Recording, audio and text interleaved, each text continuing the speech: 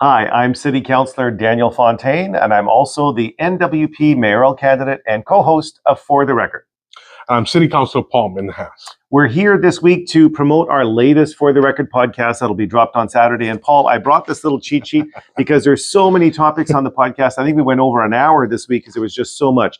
But on this little quick promo, I wanted to talk about the pay, the perks, the pensions. There's a report that went to council that talked about increasing our pay and the elected officials' pay.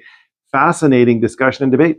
Absolutely. We were trying to bring a freeze to the pay of the mayor and the councillors, as well as put a cap and a limit on severance pay, things like transition allowances. So you're going to have to tune into the podcast to find out exactly how that vote went.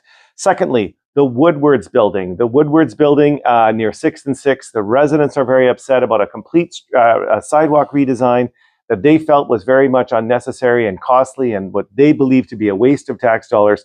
Boy, did that trigger a lot of reaction. Absolutely. And they're going to have some new challenges with the location of the bus stop now, as well as a handy dart bus that a lot of the residents of that building use will be challenging for them. 100%. So you're going to want to tune into the podcast to get a little bit more information on the folks who are struggling at the Woodwards with that new redesign. And lastly, Paul, 2026 is the election year, and guess what? The Civic Grants program is now going to be increased by 50%. So you can anticipate a lot more check presentations and a lot more great positive stories coming out on social media around the additional 50% grant application. We talk about that, but there's a twist.